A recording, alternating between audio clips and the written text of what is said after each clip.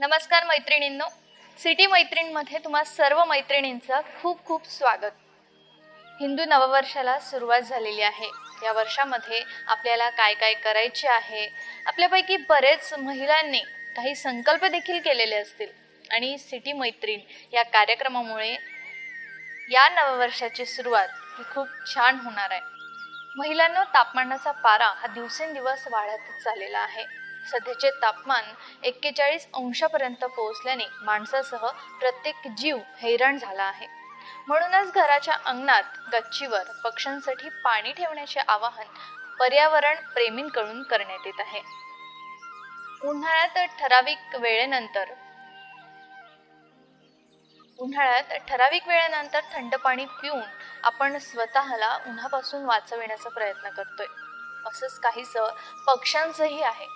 पक्ष्यांनाही पाण्याची आवश्यकता आहे. पाण्याअभावी अनेक पक्ष्यांचा मृत्यू होतोय. निसर्ग जपण्यासाठी पक्ष्यांनाही वाचविले पाहिजे. पक्ष्यांसाठी पाणी स्टीलच्या भांड्यात किंवा प्लास्टिकच्या डब्यात न ठेवता मातीच्या भांड्यात ठेवावे. आपण सुद्धा या पक्ष्यांना पाणी पिण्यासाठी आपल्या घराच्या अंगणामध्ये गच्चीवर पाणी ठेवू शकता. मैत्रिणींनो, या कार्यक्रमामध्ये आज आपण महिलांसाठीच्या सर्वात आधी काही बातम्या बघूयात.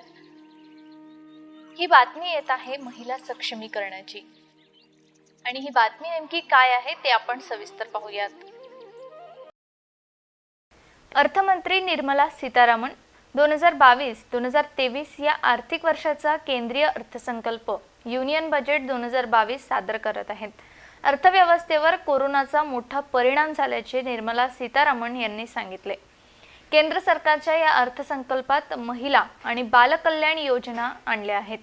महिला सक्षमीकरणासाठी मिशन शक्ती आणि सक्षम अंगणवाडी योजना निर्मला सीतारामन यांनी जाहीर केली आहे.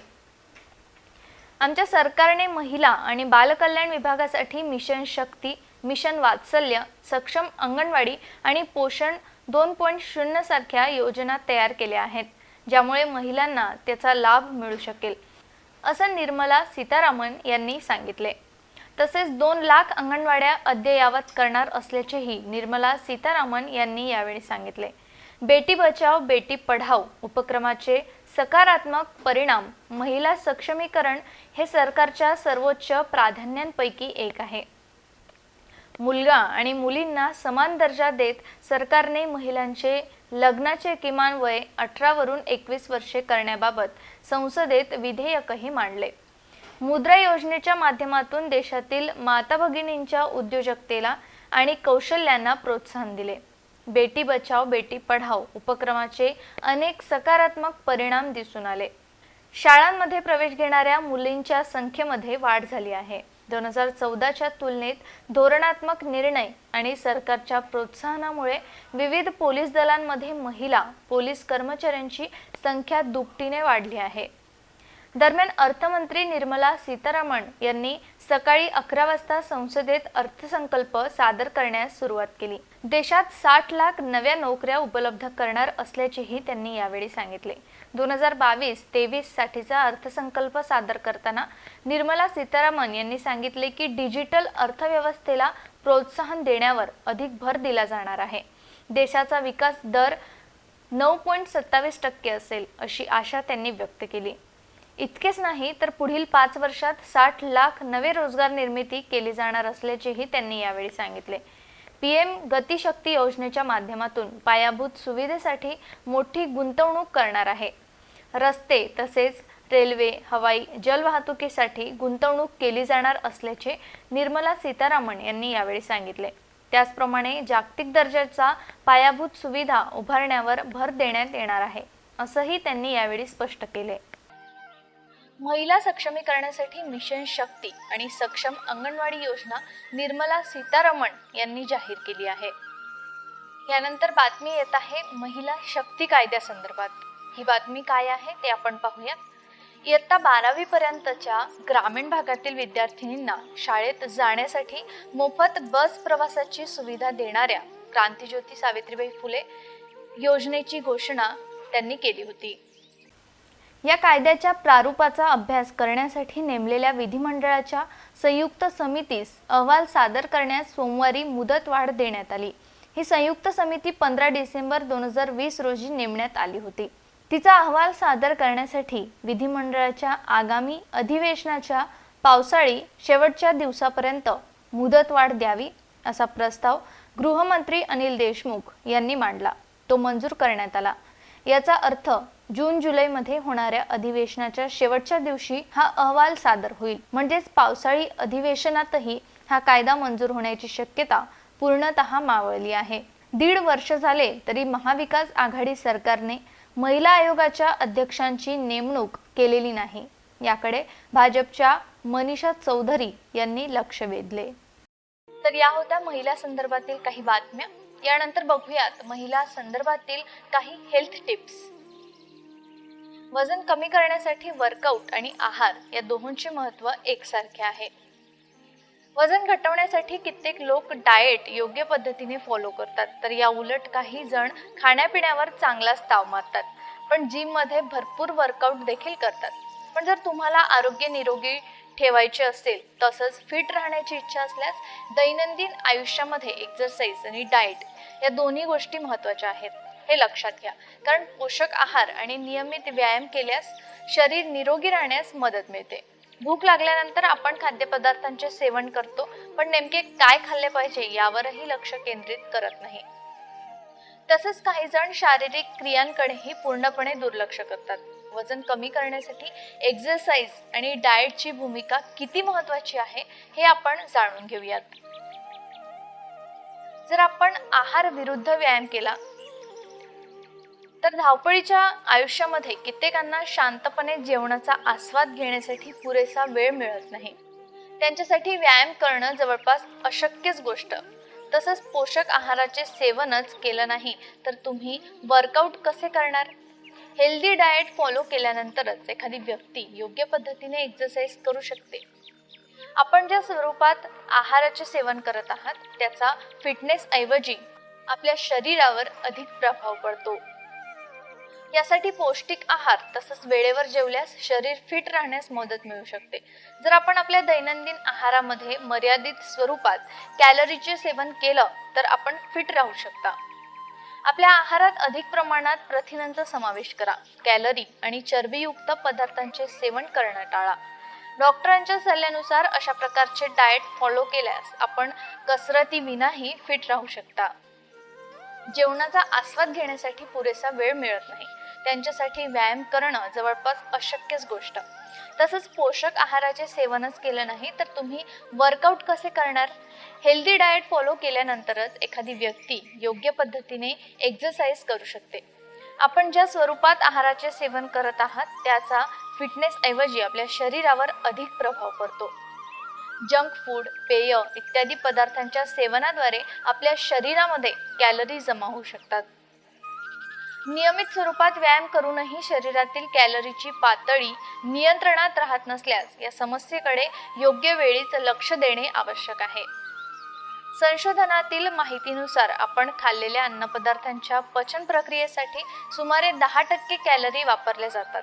याचा अर्थ केवळ 10 ते 30% कॅलरी शारीरिक क्रियांद्वारे बर्न होतात। 30 ते 40 मिनिटे व्यायाम करणं आवश्यक। वजन कमी करण्यासाठी 80% पौष्टिक आहार आणि 20% वर्कआउट करण्याची आवश्यकता असते। आपण डाएटद्वारेही वजन नियंत्रणात आणू शकता, पण जर नियमित व्यायाम केल्यास शरीराच्या अवयवांनाही विशेष लाभ होतो। वर्कआउटद्वारे आपल्या शरीरातील कॅलरीज बर्न होण्यास मदत मिळते, त्यामुळे वजन सहजरित्या घटू लागते। एक्सरसाइजमुळे शरीराला ऊर्जा मिळते आणि शरीरातील आळस देखील कमी होतो। यानंतर तणाव कमी होण्यास सुद्धा मदत मिळते। व्यायामामुळे स्नायू मजबूत होतात। नियमित एक्सरसाइज केल्यास मूड चांगला राहतो।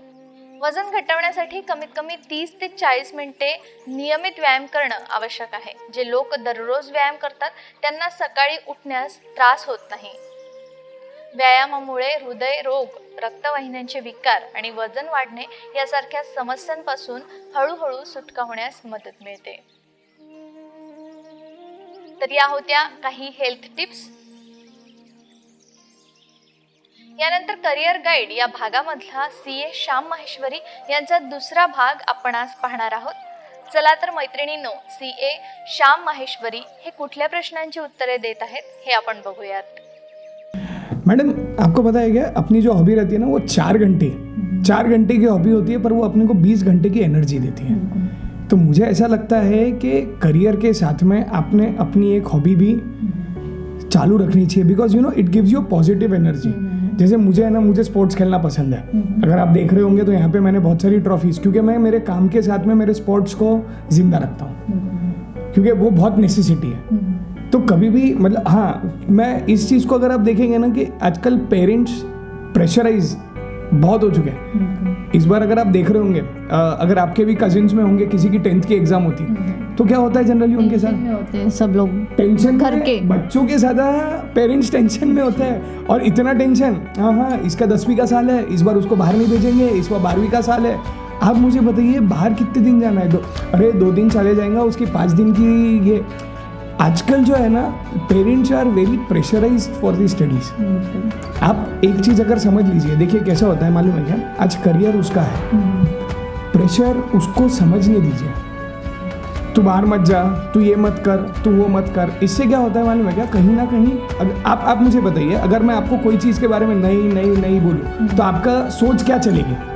प्रेशराइज होगा ना. मतलब अगर मैं आपको बोलते नहीं तू ये मत कर, तू नहीं कर, तेरा 10वीं का साल है, आप एक मेरे को बताइए, will you be able to perform in pressure? नहीं, बिल्कुल नहीं. क्यों? क्योंकि जब प्रेशर हम लोगों के दिमाग पे आता है तो किसी भी काम में मन नहीं लगता सर. एकदम से आपको अगर बोल दिया किसी ने कि आज 15-20 लोग खाना खाने आने वाले हैं, अब होगा कैसा? फिर एकदम से ऐसा लगता है अरे बाप रे ये. और प्रेशर में गलतियां ज़्यादा होती हैं. जी, गलतियां ज़्यादा होती हैं. मेरा ऐसा मानना है कि आजकल education is a part of life, but people are considering it as a whole life. मतलब उसको इतना ओवर एम्फसाइज किया जा रहा है कि कहीं ना कहीं बच्चा आपको डरते हुए बता नहीं पा रहा, और जब तक वो बताना चाहे तब तक वो क्या बोलते, गाड़ी छूट गई. वो गाड़ी में आपके साथ मतलब बैठना चाह रहा है, वो बैठा है, पर वो समझ ही नहीं पा रहा है कि उसके साथ क्या हो रहा है. अब आपको मैं बताता हूँ, देखिए कैसे होता है. अब एग्जाम होती है, जनरली हमारे साथ बहुत बार होता है कि पेरेंट्स है, एग्जाम होती है, एक क्वेश्चन होता है. देखो करियर का ये सबसे इंपॉर्टेंट क्वेश्चन है, क्या तू पास होगा? जी बिल्कुल, सब पेरेंट्स को ये डाउट ही रहता है पहले. क्या तू ये कर पाएगा? क्या तुझसे ये हो पाएगा? आप मुझे बताइए, आज बच्चा 10वीं में है, आज उसको नीट चूज किसने करके दिया, CA चूज किसने करके दिया, IIT चूज किसने करके दिया? कहीं ना कहीं आप बोलेंगे नहीं तू नीट कर, नहीं तू JEE कर, नहीं तू CA कर, तू CS कर, नहीं तू ये कर. आज कहीं ना कहीं आपने ये देखा कि नहीं यार, मेरे घर के बच्चे ने ये किया, भाई तू भी ये कर सकता. अरे उसकी कैपेबिलिटीज, इसकी कैपेबिलिटीज कभी आपने कंपेयर की? आप हमेशा हर एग्जाम्पल में देते हैं 5 उंगलियां एक बराबर नहीं होती, पर जब कंपैरिजन की बात होती तो 5 उंगलियां आपकी एक बराबर हो जाती है. और प्रेशर वो देख कितना पड़ रहा है. अरे ठीक है ना. हमारा एक फ्रेंड था, आप बिलीव नहीं करेंगे, वो दिन में सिर्फ 4 घंटे पढ़ता था, पर हमारे से ज़्यादा मार्क्स लाता था. ऐसा क्यों होता था? कभी हम सोच ही नहीं पाए. क्योंकि वो 4 घंटों में 8 घंटे की मेहनत करता था, क्योंकि वो डिस्ट्रैक्टेड नहीं रहता था. अब अगर आप देखेंगे तो बहुत सारे लोग क्या करते हैं, 8 घंटे में 3 घंटे की मेहनत करते हैं, क्योंकि 5 घंटे वो डिस्ट्रैक्टेड रहता है. क्योंकि कैसा होती है, एक चमकती हुई रोशनी बीच में से आ जाती है, और वो चमकती हुई रोशनी का नाम है मोबाइल. जी बराबर. आजकल मोबाइल का फैट तो इतना बढ़ गया है कि सोच ही नहीं सकते हम लोग. और मैडम मोबाइल का फैट तो है ही है, और मोबाइल तो ठीक है, वो तो देखिए, अगर उस टॉपिक पे अगर डिस्कशन करना चालू कर दूं तो अभी आधे से ज़्यादा पेरेंट, अरे नहीं आप सर सही बोल रहे हो, मोबाइल का ही है. मतलब मेरे को एक चीज़ बताइए, कोरोना में आदत ही मोबाइल ने लगाई है. कोरोना में पेरेंट्स नहीं तो ऑनलाइन क्लास कर. अब वो क्या करता है, क्लास के बहाने से ऑनलाइन क्या करता है अपने को पता नहीं होता है. अगर आपने देखा होगा, अपन जैसे एक वो था कि पेरेंट्स पूछते हैं कि ये हो पाएगा कि नहीं हो पाएगा. अब जैसे वो एजुकेशन को लेके parents are very positive, I understand. Parents बहुत प्रेशर में रहते हैं, यार मेरे बच्चे का ये हो गया, अब मैंने क्या करना चाहिए, क्लास कौन सी लगानी चाहिए, ये क्या करना चाहिए, वो क्या करना चाहिए. Parents are positive, agree.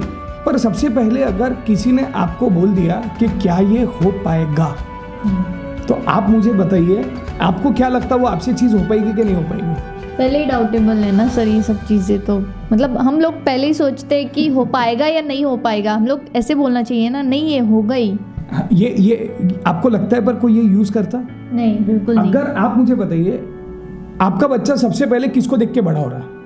Parents को देख के बड़ा हो रहा है। तो आप मुझे लगाइए दुनिया से ज्यादा उसने किस पे भरोसा करना चाहिए? पेरेंट्स पर ही। और आप मेरे को बताओ, एज अ पेरेंट्स अगर आप ही उसके करियर पे अगर उसको डाउट ले रहे हो, तो फिर आप मुझे बताइए जी, कैसे वो बच्चा उस करियर में आगे बढ़ेगा? आगे बढ़ेगा, बिल्कुल। सबसे पहली चीज, अगर बच्चे को करियर में आगे बढ़ाना है तो पहली चीज और first end foremost for choosing a career, don't doubt कि ये हो पाएगा क्या। चूज करने के बाद में डाउट मत करो। डाउट कब करना है आपको? पहले। चूज करने से पहले। जी, आप चूज करने से पहले आप आइदर और ये हो पाएगा क्या, 10 लोगों से मिल लीजिए, एग्जाम दिलवा लीजिए, क्योंकि आजकल तो नया मोड चला है कि हर चीज़ का भाई वो एप्टीट्यूड टेस्ट होती है, वो आपको बताते हैं कि आपका बच्चा क्या कर पाएगा। वो एप्टीट्यूड टेस्ट में क्वेश्चन भी कौन से दुनिया के आते हैं, अगर उसमें बच्चे ने एक्सीलेंस कर दिया, नहीं तू तो नीट के लिए बना है और बाद में गलती से नीट में चला गया और वो नहीं हो पाया, ओ हो वो एप्टीट्यूड टेस्ट तो गलत थी, उसने तो पैसे खा लिए हमारे। ये सारी क्वेश्चन चीज़ें आती है। मेरे को एक चीज़ समझ में आती है, करियर चूज करने के लिए सबसे इंपॉर्टेंट चीज़ एक ही रहती है, your interest in what you want to become, that is called as destination. आपको कहीं जाना है ना, मैं क्या बोल रहा हूँ, आपका इंटरेस्ट क्या है? आपको दिख रहा है कि आपके फैमिली में, देखिए आपको मैं बताता हूँ, क्या आपने कभी सोचा कि डॉक्टर का बच्चा डॉक्टर क्यों बनता? कभी सोचा है आपने ये बारे में? नहीं, बिल्कुल नहीं। आज मैं सीए हूँ तो कहीं ना कहीं मेरा घर का बच्चा मेरा सीए का सोचेंगे। अब मैं टीचिंग में हूँ तो मेरी बच्ची आज से मुझे बोल रही है मैं टीचर बनूंगी। आपने कभी सोचा ये क्यों सोच बनती है? क्योंकि वो उस माहौल में बना पड़ा है। आप वो माहौल देख रहे हो, आप वो जो देख रहे हो ना, वो उतने माहौल में बना है। वो माहौल क्या बोलता है उसको, देख यार मैं देख रहा हूँ कि मेरे घर वाले डॉक्टर, क्योंकि वो लैंग्वेज में वो बात करते हैं, जो लैंग्वेज आजू बाजू चलती है वो डॉक्टरी की चलती है, तो उसको अपने आप इंटरेस्ट आने लगता है कि हाँ इसका ये। आपने देखा होगा कि भाई अगर कोई जॉब वाला बच्चा है तो वो क्या सोचता है, यार मैं भी इंजीनियरिंग करके जॉब कर लूंगा, क्योंकि वो उस सोच के दायरे में जकड़ा हुआ है कि भाई मैं ये कर सकता हूँ। अगर आप देखेंगे तो बहुत सी बार क्या होता है मैडम, मालूम है क्या, अगर साइंस में से कोई अगर कॉमर्स का बंदा निकल गया, यार पूरे घर वाले तो कौन साइंस कर रहे, तू कॉमर्स कैसे कर रहा? लोग डाउट करने लगते हैं कि मैं ये क्यों कर रहा, ऐसा क्यों कर रहा। मैं बहुत नोटोरियस था एक्चुअल में, मैं मेरी बात कर सकता, मैं बहुत मस्त। तो दूर सर बाहर की बहुत ये आपने बहुत अच्छी बात बोली है मैडम कि बाहर के लोग जिंदगी में, मैडम जब भी अपन बाहर के लोगों की बात करें ना, तो ये 3 सवाल खुद से जरूर पूछना, क्या वो मुझे खाना दे रहे हैं? नहीं, बिल्कुल नहीं। क्या वो मुझे कपड़े दे रहे हैं? बिल्कुल नहीं। क्या वो मुझे रहने के लिए घर दे रहे हैं? अगर ये 3 चीज के अगर मेरे को वो है नहीं, तो मुझे ऐसा नहीं लगता कि मेरे को उनकी बातों से फर्क पड़ना चाहिए, क्योंकि कैसा है कि हमको लोगों से ज्यादा फर्क पड़ता है, बहुत एक्सट्रीम लेवल पे लोगों से फर्क पड़ता है। और करियर में कहीं ना कहीं लोगों का बहुत ज्यादा याद रहता है। वो हमारे कोई तो भी रिलेटिव है, उसने वो कर लिया, बेटा तू वो कर सकता, हमारे कभी बेटे से ये तो बैठ के पूछो कि बेटा तुझे क्या करना है, क्या पसंद है। सबसे इंपॉर्टेंट। आप मुझे बताइए, आप क्या अपने बिना पसंदीदा ड्रेस कभी पहनना पसंद करते? कोई नहीं करता पसंद कभी। अच्छा, आप होटल में चले गए और आपकी अगर पसंदीदा सब्जी नहीं मंगाई तो आप खाना पसंद करोगे? तो करियर बिना पसंद के क्यों? आप पूरी दुनिया को पूछ रहे हो, पर जिसको वो चीज करनी है उसको पूछिए तो सही कि उसको करना क्या है। करियर मजा ही नहीं आएगा ना सर वैसे तो। एक्चुअल में मालूम है क्या मैडम, करियर वर्ड ही मजा है। मैंने आपको बोला था ना, वर्ड बहुत छोटा है, पर अगर वो वर्ड समझ गया ना, क्योंकि करियर ही चीज़ है जो मज़ेदार है, क्योंकि वो तुम्हें बनाती है, वो तुम्हें बना। आज मुझे अगर आप बोलेंगे, अगर मैं कितना भी थके हुआ हूँ, पर अगर कोई मुझे बोले ना मुझे क्लास में जाना है, तो मैं क्लास में मेरी एनर्जी डबल हो जाती है, क्योंकि मेरे को उस चीज़ में मज़ा आता है, क्योंकि वो चीज़ मेरी इंटरेस्ट की है। और अगर आपने हॉबी या इंटरेस्ट को अपना करियर बना लिया तो आपकी लाइफ ही अलग हो जाती है। अगर आप देखिए क्या है, हर एक इंसान बोलेगा मूवी तो देखते हैं मैडम, पर मूवी को कभी अमल नहीं करते। सीख जरा मूवी में से, सीख इसमें से, सीख उसमें से। क्यों 3 इडियट्स मूवी देखी नहीं है सबने? One of the favourite movies है सबकी, बहुत पसंदीदा। तो उसमें अगर आपने देखा होगा तो वो बोलता है कि यार ये अगर कैमरा मतलब उसको फोटोग्राफी करनी थी और तू इंजीनियरिंग कर रहा बोले तो उसको क्या मजा आएगा। तो that is what I am trying to say, career ही वर्ड है जो आपको लाइफ में, आपको पढ़ते समय भी मजा देना चाहिए। सर बहुत अच्छी तरह से आपने बताया है। सर जब हम लोग करियर चूज़ करते हैं अभी आपने बताया कि क्या क्या चीज़ें होती है हमारे दिमाग में, बहुत से बाहर के लोग भी हम लोगों को इसमें डिस्ट्रैक्ट करते हैं। सर, जब कोई बंदा या कोई लड़का करियर चूज़ करता है, उसके पेरेंट्स चूज़ करते हैं, तो किस चीज़ों का हम लोगों ने ज़्यादा ध्यान देना चाहिए? मैडम देखिए, जब भी कोई करियर चूज़ कर, ये मेरे ओपिनियंस है, जब भी कोई करियर चूज़ करता है ना, तो सबसे पहली चीज़ जो ध्यान देना चाहिए वो है पेन और पेपर। अब आप सोच रहे होंगे पेन और पेपर का क्या और करियर से लेके क्या। मैडम हर चीज़ लिखी है, क्योंकि मालूम है क्या, लोगों को सिर्फ आजकल बातें करने की, मैं ये कर लूँगा, मैं ये देख लेता, मैं ये कर लेते मैडम है ना, वो लेट ही जाते हैं। अगर आप समझेंगे मैडम, यहाँ पे ये हमारी ज़िंदगी का सवाल है। जब भी कोई चीज़ ज़िंदगी का सवाल होती है ना, तो मुझे उसे लिख लेना चाहिए कि भाई आज अगर मैं, देखिए मैडम कैसा होता है मालूम है क्या, कभी आपने कनेक्टेड ट्रेन पकड़ी है क्या मैडम? नहीं। कनेक्टेड ट्रेन, आपको आइडिया है? कनेक्टेड ट्रेन बोले तो कैसा है कि आप एक डेस्टिनेशन पे उतर रहे हो, फिर वापस से आपको वहीं से दूसरी ट्रेन पकड़नी है। अभी हम कैसा है कि अभी हम गए थे घूमने के लिए, तो क्या हुआ था, मुझे यहाँ से जाना था भुसावल, और भुसावल से आगे दिल्ली की ट्रेन पकड़नी थी, क्योंकि अकोला से थी नहीं वो तब ट्रेन। तो अब मैं यहाँ से भुसावल, तो मैंने दोनों ट्रेन के बीच में 1 घंटे का डिस्टेंस था मेरा, मतलब 1 ही घंटे का गैप था। मेरी ये ट्रेन लेट हो गई, जो मैं अकोला से चढ़ने वाला था वो ट्रेन लेट हो गई। तो क्या होगा आगे की ट्रेन का? आगे की ट्रेन निकल जाएगी ना। तो बस मैडम ये करियर में होता है। करियर में कैसे होता है कि आपने, जब आपको मालूम है कि मुझे यहाँ पहुँचना है, पर यहाँ पहुँचने के लिए मुझे क्या क्या पड़ाव आने वाले हैं, तो वो पढ़ाओ मैं अगर लिख लूँ कि जैसे अगर मैंने उठाया पेन और उठाया पेपर, मैंने लिख लिया चल ठीक है, बोले 12th होने के बाद में मेरे को 1 साल लगेगा ये डिग्री के लिए, तो मैंने लिख लेना चाहिए कि भाई 1 साल, तो मेरा 2023 में, अरे यार 2023 में तो अपना और कुछ आ रहा, तो उसके साथ कनेक्शन में अगर आपने एक पूरा फ्लो चार्ट बना के रखा है कि भाई एग्जैक्टली कौन से टाइम पे कौन सी चीज़ होने वाली है, तो आपकी वो चीज़ छूटेगी नहीं कभी। आप लिखोगे नहीं और दिमाग में रखोगे। दिमाग की क्षमता कितनी है मैडम? मतलब बहुत लिमिटेड है। अगर मैं आपको आपके बारे में पूछूं कि मैडम आज से 3 महीने पहले या 4 महीने पहले आज के दिन आपने क्या खाया था, आप बता पाओगे? नहीं, बिल्कुल नहीं बता। Career is a journey, it is not a journey of 1 or 2 days, it is a journey of 5 years, 6 years, 7 years। आप कौन से कोर्स लेते हो उसके ऊपर, पर वो कोर्स में आपको क्या क्या करना है, या इस पड़ाव में अब मेरा ये हो गया, इसके बाद मैं ये चीज़ भी कर सकता हूँ। आप as a student right now लिख सकते हो कि मैं इसके साथ ये भी परस्यू कर सकता हूँ, इसके साथ ये भी परस्यू कर सकता हूँ। तो आपने वो चीज़ों पे अगर लिख के रखा ना मैडम, तो पेरेंट्स को याद रहता। नहीं तो पेरेंट्स के साथ आप आज बैठेंगे, आप लिख लेंगे ऐसा कि हाँ मेरा ये हो गया, मैं ये कर लूँगा, ये कर लूँगा। आप आज का लिख रहे हो, कल का क्या? क्योंकि मुझे कल चाहिए, आज नहीं चाहिए, क्योंकि आज में तो मैं जी रहा हूँ। इम्पोर्टेंट क्या है, कल कहाँ पहुँचना है और पहुँचने के लिए कितने रास्ते। चूज करते समय लिखिए कि आप इसके थ्रू, जैसे सीए है, अगर मैं आपको, क्यों मैं सीए के बारे में इसलिए बता सकता हूँ मैडम, मैं चार्टर्ड अकाउंटेंट हूँ बाय प्रोफेशन, तो अब मुझे सीए करना है, तो क्या सीए क्या सिर्फ 12th के बाद किया जाता है? नहीं, सीए के 2 रास्ते मुझे पता है, क्योंकि मैंने उस डिग्री करी हुई है, तो मुझे उसके रास्ते पता होना चाहिए ना कि मैं कितने रास्तों से पहुंच सकता हूँ वहाँ पे। जैसे अगर कोई मुझे बोलता है कि भाई मुझे एमबीए करना है, तो एमबीए बीकॉम के बाद भी किया जा सकता है। मुझे एलएलबी करना है, अब एलएलबी के 2 रास्ते हैं।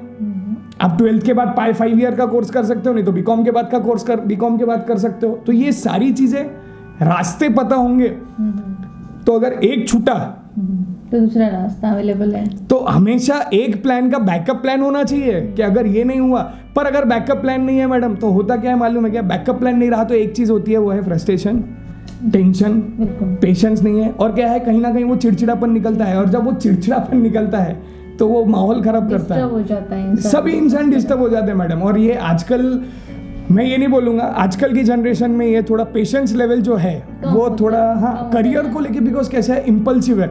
ये नहीं हुआ तो घर वाले एकदम से बोल देते हैं तेरे से तो ये नहीं हो रहा। अरे नहीं हो रहा, कोई बात नहीं, दूसरा कुछ कर ले, करे, पर उसके लिए आपको उस चीज़ में ढलना पड़ेगा। क्योंकि आजकल वर्क प्रेशर बोलो, चेंजेस ऑफ एटमॉस्फेयर बोलो, तो कहीं ना कहीं वो प्रेशर कहाँ निकलता है, वो भी बहुत ज़रूरी है। तो मैं करियर के लिए सिर्फ एक स्टूडेंट इंपॉर्टेंट नहीं है madam, it goes in the family.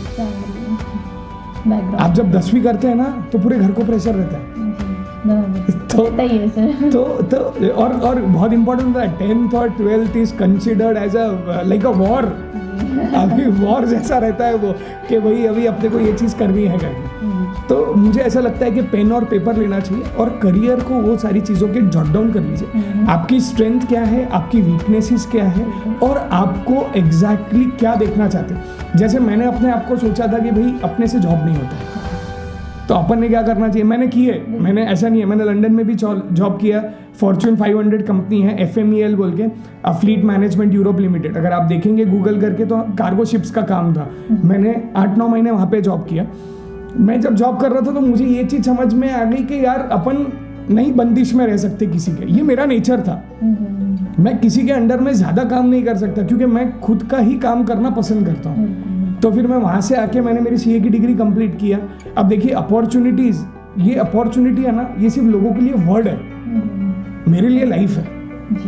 क्योंकि कैसा है, आप सोचेंगे मैंने बहुत जगह चेंज किया है। मैं अहमदाबाद रहा हूँ पढ़ने के लिए, मैं सूरत रहा हूँ, मैं मुंबई रहा हूँ, मैं पूना रहा हूँ, मैं लंदन रहा हूँ, मैं अकोला रहा हूँ। मैंने इतनी जगह opportunities, never say no for any opportunity because you never. देखो डिसीजन लेने के बाद में अगर क्या होता है कि कोई भी बच्चा है ना करियर को लेकर डिसीजन लेता है, तो करियर को डिसीजन लेने के बाद में सही या गलत करना हो किसके हाथ में, वो अपने हाथ में है, खुद के हाथ में। तो ये चीज़ पे थोड़ा ध्यान देना चाहिए।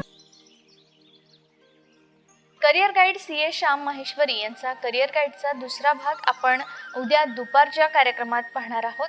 दुपारच्या कार्यक्रमात म्हणजेच आपल्याला तो भाग पाहता येईल, तेव्हा पाहायला विसरू नका सिटी मैत्रीण.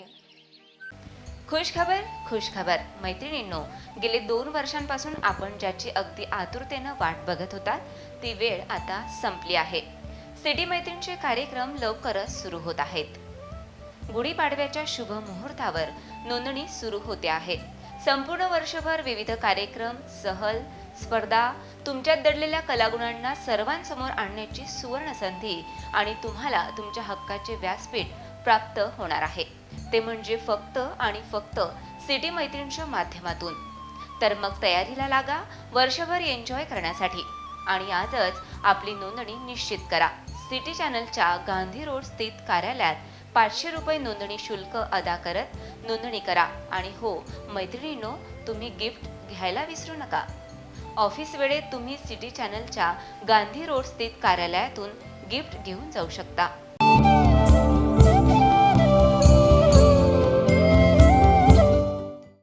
कोरोना संकटात वर्क फ्रॉम होम असो की विद्यार्थ्यांचे ऑनलाईन एज्युकेशन, 20 वर्षांपासून विश्वसनीय नाव RRC ब्रॉडबँड. आता आमच्या घरच्या सर्वांसाठी सुपरफास्ट इंटरनेट सेवा.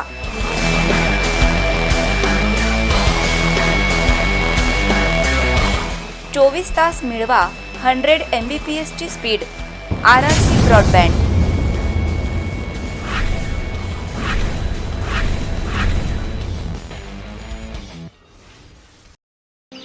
झाला सूर्योदय, झाली पहाट. चला RRC संगे करू नव दिवसाची सुरुवात. Good morning Akola. बेरोजगारांचा आशेचा किरण RRC जॉब अलर्ट. लोकल ते global job alert. City channel देईल अचूक माहिती. RRC अकॅडमीच्या माध्यमातून घरच्या घरी किंवा तुमच्या मोबाईलवर इंग्लिश स्पीकिंग क्लास. प्रगतीचे लक्ष माझे, ध्येयासाठी धावपळ. सुखी असावा कास्तकार माझा, संगे RRC अन्नदाताचे मार्गदर्शन. सकाळी करू योग अभ्यास, आरोग्याचा मंत्र जपूया. रोज सकाळी उठून योग नवा करूया. निरोगी जीवनासाठी आवश्यक योगाभ्यास. तज्ज्ञ योग गुरूंचे मार्गदर्शन केवळ गुड मॉर्निंग अकोला या कार्यक्रमात. ठेवेल तुमचे आरोग्य निरोगी. कोरोना संकटानंतर प्रत्येकाची हेल्थ झाली आहे वेल्थ. सिटी चॅनल घेईल तुमच्या आरोग्याची काळजी केवळ गुड मॉर्निंग अकोला या कार्यक्रमात.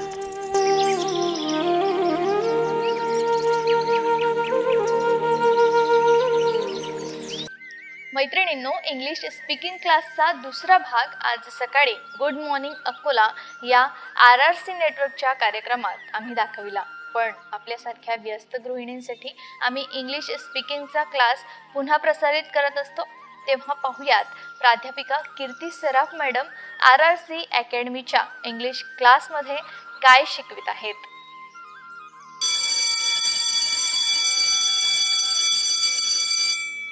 नमस्कार मित्रांनो, मी कीर्ती सराफ.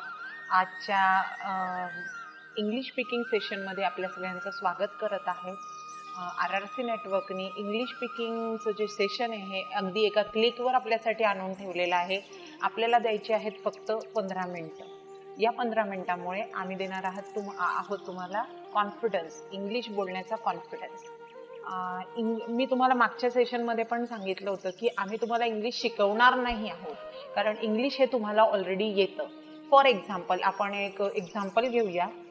समजा मी जर एखादा शब्द उच्चारला बस, आता बसशी रिलेटेड आपल्याला किती वर्ड्स आठवत आहेत, like conductor, driver, steering wheel, gear, seat, ticket, fair, stop, passenger, असे खूप व्हील आहे, असे खूप सारे कलर, रेड, असे खूप सारे वर्ड्स आहेत एका शब्दाशी रिलेटेड की जे बस हा पण इंग्लिशच शब्द आहे, कंडक्टर हा पण इंग्लिश शब्द आहे, ड्रायव्हर हा पण इंग्लिश शब्द आहे. सगळे शब्द जे मी बसशी रिलेटेड वापरले हे सगळे इंग्लिश शब्द होते आणि ते आपण खूप फ्लुएंटली आणि इझिली आपण डेली कॉन्व्हर्सेशनमध्ये ते वापरत असतो. म्हणजे आपल्याकडे शब्दसाठा आहे, इंग्रजीचा भरपूर शब्दसाठा आहे. आपल्याला फक्त तो कंपोज करून वाक्य बनवायचं शिकायचंय आणि ते मी तुम्हाला शिकवणार आहे. ओके, सो असे किती एक्झाम्पल, लाईक आपण हॉस्पिटलचं जर एक्झाम्पल घेतलं, hospital it is itself an English word. Yes, then doctor, nurse, medicine, injection, BP apparatus, then saline, medicines, cot, ambulance, हे सगळे इंग्लिश वर्ड्स आहेत आणि ते अगदी फ्लुएंटली आणि इझिली, अगदी खेडेगावातला माणूसही असेल तर हे सगळे शब्द आपण वापरत असतो. म्हणजे आपल्याकडे इंग्लिशचा शब्दसंग्रह भरपूर आहे, पण आपल्याला ते कंपोज करून एका सेंटेन्समध्ये बनवायचं आहे आणि आपल्याला ते सेंटेन्सेस बोलणं सुरू करायचं आहे. जसं की मी तुम्हाला पहिल्या सेशनमध्ये पण सांगितलं होतं, आज इंग्लिश शिकवलं आणि आजच धाडधाड इंग्लिश बोलायला लागेल, it is not possible. Okay, तर आपण काय करायचं आहे, मुद्दाम इंग्लिश जे मी वर्ड शिकवणार आहे ते आपल्याला आपल्या रोजच्या संभाषणामध्ये वापरायचे आहे. त्याच्यामुळे काय होईल, ते शब्द आपल्या जिभेवर रेंगाळतील आणि त्याच्यामुळे काय होईल, आपण अगदी इझिली, कॉन्फिडंटली, तुमच्या नकळत तुम्ही इंग्लिश बोलायला शिकाल आणि तुमच्या आजूबाजूचे लोक तुम्हाला दाद देतील की अरे तुझं इंग्लिश खूप चांगलं सुधारलंय रे, अरे your English accents are very good, you are very good at English speaking. तर हे मी स्वतः केलेलं आहे. हा माझा स्वानुभवाने मी तुम्हाला सांगते आहे की मुद्दाम जर तुम्ही थोडं इंग्लिश बोलायला लागाल, तुमचे मुलं पण बोलतील, तुमचे सहकारी पण बोलायला लागतील आणि ते तुम्ही नकळत तुमच्या भाषेमध्ये इंग्लिश हे येत जाईल. So always use mix language. आता प्रश्न असतो की माझ्याकडून चूक झाली तर काय. ओके, आता मी जरी इंग्लिश स्पीकिंग शिकवतीये तरी माझ्याकडून चूक होणार नाही असं नाहीच आहे ना. माणूस आहे, चुका होणारच आहेत, पण चूक झाली म्हणून थांबायचं नाही. चूक झाली तरी पुन्हा तेच वाक्य बोलायचं आणि बरोबर करायचं त्याला. ओके, किंवा माझं तर प्रिन्सिपल आहे that you should commit mistakes while speaking in English. तुम्ही चुका करायलाच हव्यात, चुका करणार नाही तर शिकणार नाही. Don't means wait for the perfection, की मी पहिले इंग्लिश शिकून घेते, पहिले परफेक्शन येईल आणि मग मी लोकांशी बोलायला लागेल. दिस विल नॉट हॅपन. अजून एक उदाहरण देते तुम्हाला. समजा मला स्विमिंग शिकायचंय, मला पोहणं शिकायचंय. Again swimming is an English word. Okay, समजा मला स्विमिंग शिकायचं आहे, मी घरी 10-15 बुक्स आणले, खूप सारे व्हिडिओज पाहिले, खूप साऱ्या लोकांचे अनुभव विचारले, कोचेसला विचारलं की किती वेळ लागतो, काय आहे, कसं करायचं, काय काय आणायचं, काय काय लागतं आहे, सगळं विचारून घेतलं. तर कितीही पुस्तकं वाचले आणि कितीही विचारपूस केली तरी मी घर बसल्या स्विमिंग शिकू शकणार नाही. स्विमिंग शिकण्यासाठी तुम्हाला पाण्यात उतरावंच लागेल, तेव्हाच तुम्ही स्विमिंग शिकणार. तसंच इंग्लिश स्पीकिंग शिकण्यासाठी तुम्हाला सुरुवातीला इंग्लिश बोलावं लागेल. कुठे ना कुठे इंग्लिश शब्दांची सुरुवात तुमच्या संभाषणामध्ये करावी लागेल. त्याच्यामुळे काय होणार आहे की हळूहळू आपण परफेक्शनकडे जाऊ. ओके, तर मित्रांनो, आपण पहिल्या सेशनमध्ये पाहिलं होतं अभिवादन. Good morning, good evening, good afternoon, good night, hello, how are you असे काही शब्द आपण पाहिले होते. मी आशा करते की तुम्ही सगळेजणांनी ते घरी वापरायला सुरुवात केलेली आहे. आजच्या सेशनमध्ये आपण 2च शब्द शिकणार आहोत, पण ते 2 शब्द खूप खूप इम्पॉर्टंट आहे. If you want to be happy in happy life और if you want your relations to be good, you should use this 2 words. अगर आपको लगता है कि आपकी फैमिली बहुत हैप्पी रहनी चाहिए, आपके रिलेशनशिप बहुत अच्छे रहने चाहिए, तो ये 2 वर्ड्स आपको इस्तेमाल करने चाहिए. दिस 2 words should be on the tip of your tongue. हे जे 2 शब्द आहे हे तुमच्या जिभेवर रेंगाळायलाच हवे. जर तुम्हाला तुमचं घर हॅपी हवं आहे, जर तुमची फॅमिली हॅपी हवी आहे आणि जर तुमच्या रिलेशनशिप्स तुम्हाला चांगल्या हव्या आहेत, तर 2च शब्द हवे आहेत आपल्याला. ये 2 शब्द आपको हमेशा इस्तेमाल करने, as many times as you can, जितनी बार यूज कर सकते हैं दिन भर में उतनी बार आपको वो यूज करने हैं. अगर आपको आपकी लाइफ हैप्पी चाहिए, अगर आपको आपकी रिलेशनशिप्स अच्छी चाहिए. First one I told you word I told you that is thank you. Thank you का मतलब रहता है धन्यवाद. Okay. End second word is sorry. Sorry का मतलब है माफ कीजिए. ओके. तर थँक्यू कोणाला म्हणावं? समजा तुमच्या नातवाने तुम्हाला पाणी आणून दिलं तर म्हणा थँक्यू बेबी. जर तुम्हाला आईने जेवायला वाढून दिलं, थँक्यू आई. कोणी जर तुमच्या कलिगनी तुमची हेल्प केली तर कामामध्ये, तर म्हणा थँक्यू सो मच. तर त्याच्यामुळे काय होईल, जेव्हा कोणी आपल्यासाठी काही करतं आहे आणि जेव्हा तुम्ही थँक्यू बोलता आहात तेव्हा काय होईल, त्याला मदत करायला अजून प्रोत्साहन मिळेल. त्याला वाटेल की मी जी काही छोटी मदत केलेली आहे हा मला ॲप्रिशिएट करतो आहे, माझी कोणीतरी दखल घेत आहे. ओके. आणि ती व्यक्ती पुन्हा तुम्हाला मदत करण्यासाठी तत्पर राहील. ओके. तुम्ही करून बघा. हा माझा स्वानुभव आहे. जर तुम्ही नेहमी थँक्यू बोलत राहिले तर लोक तुम्हाला मदत करायला नेहमी तयार असतात, तत्पर असतात. ओके. अजून थँक्यू, गृहिणींनी थँक्यू कोणाला बोलवायचं? भाजीवाल्याला बोला, ऑटोवाल्याला बोला. ओके. जर तुम्हाला कोणी घरकामात मदत केली, तुमच्या मुलांनी काही वस्तू आणून दिली, त्यांना म्हणा थँक्यू. जर तुम्ही बोलत राहिल्या तर निश्चित तुमचे मुलं पण शिकतील आणि त्यांच्या जिभेवर पण तो शब्द रेंगाळत राहतील आणि निश्चितच त्यांच्या भविष्यात तर त्यांना इंग्रजी हवंच आहे. तर सुरुवात करूया आपल्यापासून. ओके. आपल्यापासून थँक्यू बोलायला सुरुवात करूया. Thank you for giving your self 15 minutes. Thank you स्वतःला म्हणायचं आहे की आपण रोज 15 मिनिटं देतोय स्वतःसाठी. मित्रांनो, या जगात आपल्याला सगळ्यात प्रिय काय आहे? सगळ्यात प्रिय मनी, पैसे? No. Relationships? No. Family? I think no. Personality? No. Health? I think no. मग काय इम्पॉर्टंट? सबसे इम्पॉर्टंट है आपकी लाइफ में आप खुद. येस. आपल्या आयुष्यात जर सगळ्यात जास्त काही इम्पॉर्टंट असेल तर ते तुम्ही स्वतः आहात. आणि हे जे 15 मिनिट आहे हे आपण स्वतःला देतो आहोत. ओके. हे 15 मिनिटं आपण स्वतःला देतो आहोत. हे 15 मिनिटं आपण आपली इच्छा पूर्ण करण्यासाठी देतो आहोत. So I am damn sure की आपण खूप छान इंग्लिश बोलणार आहोत येत्या काळामध्ये. आणि जी आपली सुप्त इच्छा होती लहानपणापासून की मला इंग्लिश बोलायचं आहे, मला पण छान लोकांना इम्प्रेस करायचं आहे, मला पण कॉन्फिडेंटली सगळीकडे फेस करायचं आहे, तर हे नक्की होणार आहे. खूपच कमी वेळात मी तुम्हाला मदत करणार आहे चांगलं इंग्लिश बोलण्यासाठी. ओके. तर थँक्यू वर्ड शिकलो आपण. सॉरी. जेव्हा तुम्हाला असं वाटतं की आपण चूक केलेली आहे किंवा अरे मी असं बोलायला नको होतं, माझ्याकडून काही टूटफूट झालेली आहे, अगर आपको लगता है कि इसमें मेरी गलती है, आई डिड समथिंग रॉन्ग, जब आपको ऐसा लगता है कि मुझे ऐसा नहीं करना चाहिए था, ये मेरी वजह से हुआ है, so that time you have to say sorry. Sorry is very polite word. जितने बार इस्तेमाल कर सकते हैं. किसी को आपको धक्का लग गया, किसी को पुश कर दिया, किसी का टूट फूट हो गया, whatever things wrong things happen in your life, you have to say sorry. Okay. जो कुछ भी गलत चीजें आपसे होती, भले ही वो कितनी भी छोटी ना हो, you have to say sorry. तो आज से आपको सॉरी बोलने की भी आदत डालनी है.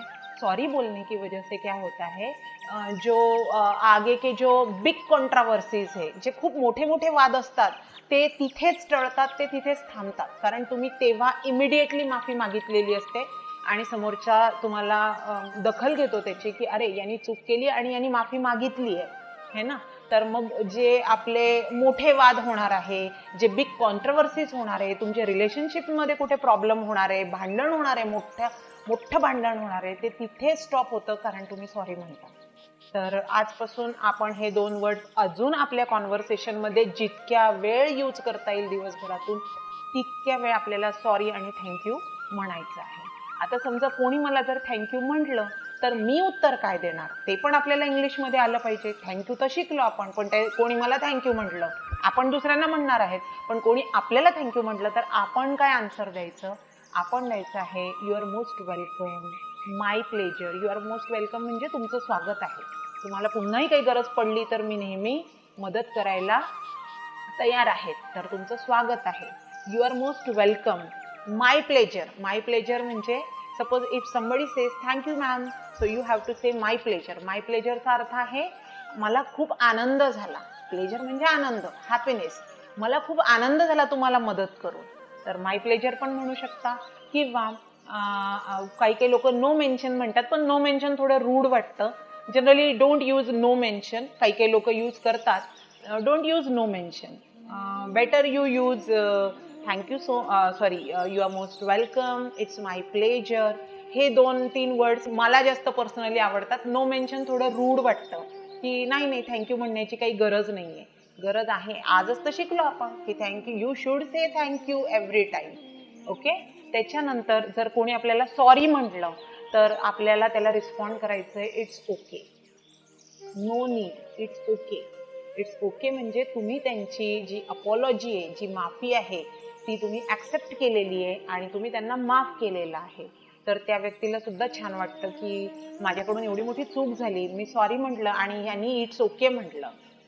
तर ते इट्स ओकेचा अर्थ आहे की तुम्ही त्याला माफ केलेलं आहात आणि तो जो काही वाद होता किंवा ती जी काही चूक झाली होती ती तिथे स्टॉप झाली. Again you are developing your relationships. Okay. जो मोठा होणारा वाद होता तो पुन्हा टळलेला आहे इथे. तर मित्रांनो, हे 2 वर्ड्स आपल्या नेहमी जिभेवर रेंगाळले पाहिजे. आपल्या मुलांच्या जिभेवर सुद्धा आणि आपल्या फॅमिली मेंबरच्या जिभेवर सुद्धा. Doesn't matter of what age you are. तुम्ही कोणत्या एजचे आहात, तुम्ही कोणत्या पोझिशनला आहात, तुम्ही छोटे आहात, मोठे आहात, रात्री आहे, दिवस आहे, डझंट मॅटर. जेव्हा जेव्हा तुमची चूक होते, जेव्हा जेव्हा तुम्हाला कोणी मदत करतं, तेव्हा तेव्हा तुम्ही थँक्यू आणि सॉरी म्हणलंच पाहिजे. आणि या 2 शब्दांसोबत मी पण तुम्हाला थँक्यू सो मच म्हणू इच्छिते की तुम्ही आम्हाला रोज 15 मिनटं देत आहात. आणि thank you so much for giving me the opportunity to help you in improving your English. नमस्कार मित्रांनो, भेटूया आपण उद्याच्या.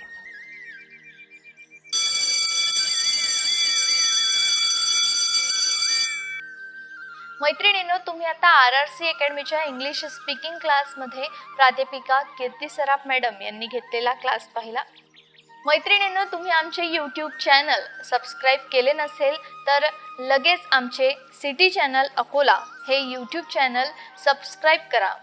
तसेच आमचे सायन दैनिक, सिटी न्यूज सुपरफास्ट नियमित वाचा. आणि हो, तुम्हाला तुमच्या घरी इंटरनेट सुविधा हवी असेल तर आमच्या हेल्पलाईन क्रमांक 8484842135 ला कॉल करा.